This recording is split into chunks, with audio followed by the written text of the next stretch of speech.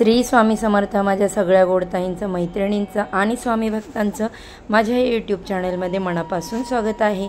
आजचा दिवस तुम्हाला सुखाचा, समाधानाचा, आनंदाचा आणि भरभराटीचा जावो हीच महाराजांच्या चरणी प्रार्थना करते आणि आपल्या याच्या नवीन व्हिडिओला सुरुवात करते। येळकोट येळकोट, जय मल्हार सदानंदाचा येळकोट, खंडेराव महाराज की जय। बघा, परवा 7 तारखेला चंपाषष्ठी आहे। काही ठिकाणी याला सट देखील म्हटलं जातं।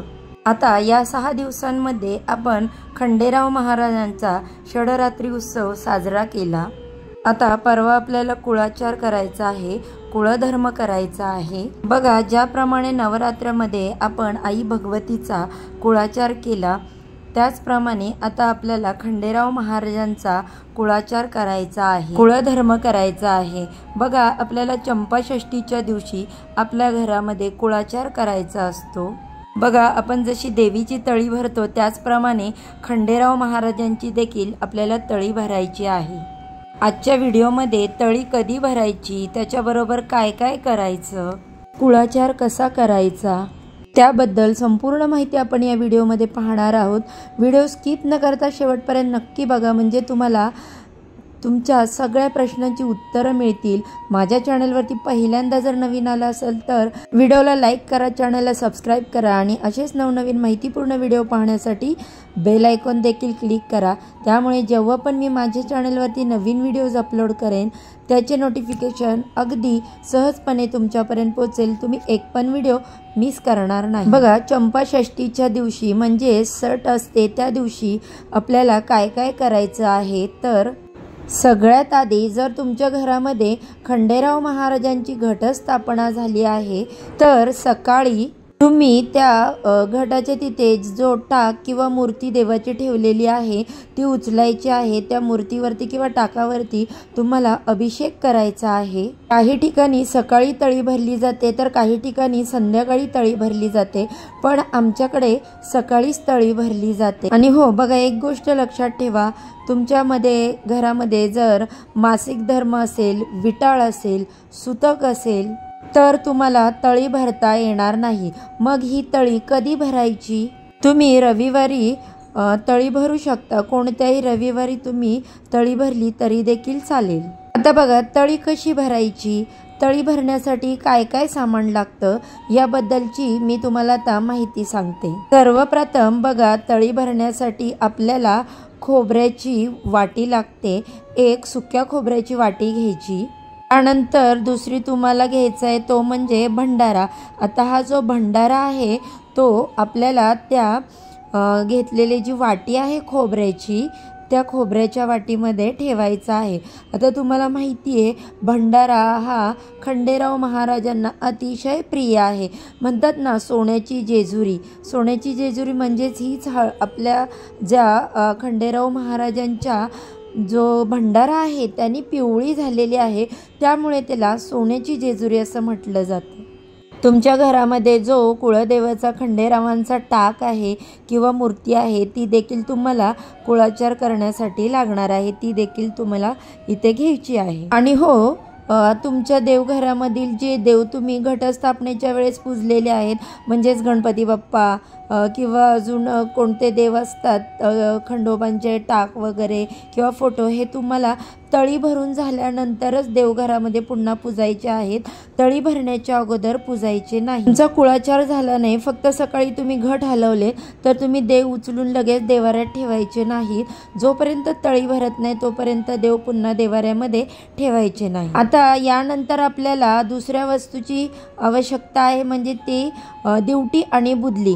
म्हणजे बघा, पहिलं बघितलं खोबरं ची वाटी, भंडारा। आता त्यानंतरची तिसरी वस्तू आपल्याला दिवटी आणि बुदली घ्यायची। आपण ज्यांना खंडोबा महाराज जे आपलं कुलदैवत आहे त्यांना तर माहितीच आहे बुदली आणि दिवटी काय आहे, तर ती देखील आपल्याला तळी भरण्यासाठी घ्यायची आहे। काही काही लोकांच्याकडे कसं असतं की स्वतःहून आपण अगोदर देव बनवू शकत नाही, ती लग्नामध्ये मुलाच्या किंवा मुलीच्या देव बनवले जातात, बुडली दिवटी त्यावेळेसच घेतली जाते। जर तुमच्या घरामध्ये असं शुभ कार्य झालेलं नसेल, देव बनवलेले नसतील, तर तुम्ही तुमच्या भाऊकीमध्ये जे मोठं घर असतं त्यांच्याकडून कुळाचार करण्यासाठी ही दिवटी बुडली आणू शकता। आता ही दिवटी जी आहे ती कुळाचार करताना तुम्हाला प्रज्वलित करायची असते, त्यासाठी तुम्हाला त्याची एक वात बनवायची असते। आता ती वात कशाची, तर कापसाची नाही घालायची, कपड्यापासून वळून त्या दिवटीची वात तयार करतात, ती वात तुम्हाला त्या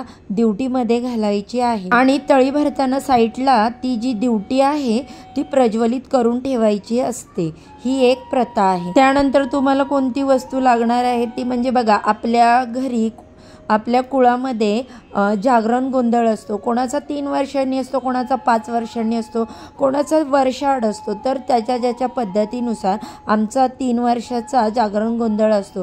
तर ज्या वेळेस जागरण गोंधळाच्या टायमिंगला जो लंगर तुटतो, त्या लंगरची जी एक कडी आपल्याला दिली जाते तुटलेली पूजा करण्यासाठी, ती कडी देखील आपल्याला तळी भरताना या ताटामध्ये ठेवायची आहे। त्यानंतर तुम्हाला एक कलश भरून पाणी घ्यायचं आहे, 5 विड्याची पानं घ्यायची आहेत आणि सगळ्यात आधी तुम्हाला सर्वात आधी दीप प्रज्वलित करून घ्यायचा आहे आणि नंतर तुम्हाला हा तळी भरण्याचा जो पूजाविधी आहे तो करायचा आहे। आता बघा, सर्वात आधी तळी भरताना तुमच्याकडे जो खंडेराव महाराजांचा टाक आहे त्या टाकावरती अभिषेक करायचा आहे आणि अभिषेक करताना पुरुष सूक्तमचं पठण तुम्हाला इथे करायचं आहे। त्या देवांचा अभिषेक करून झाल्यानंतर तुम्ही जो कलश घेतलेला आहे त्या कलशाला 5 साईडला 5 जे कुंकवाचे नाम आहेत ते खालून वरपर्यंत असे ओढायचे आहेत। मध्ये तुम्हाला त्या कलशावरती स्वस्तिक काढायचं आहे।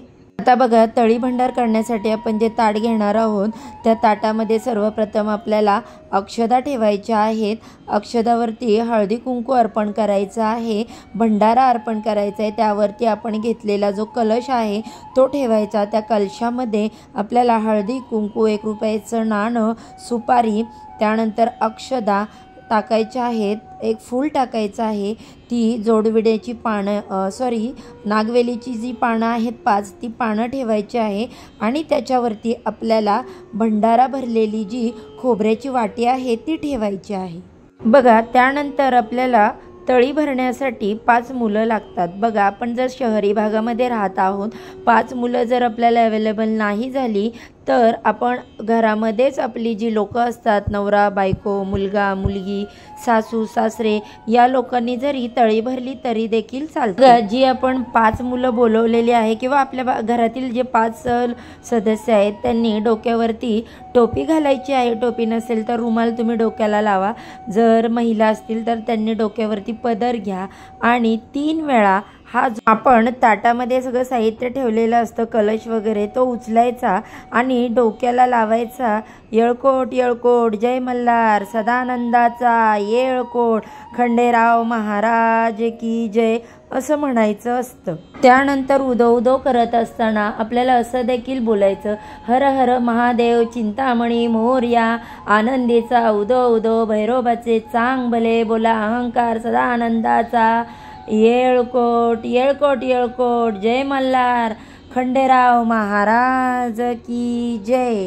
या पद्धतीने तुम्हाला देवाचा उदो उदो करायचा आहे।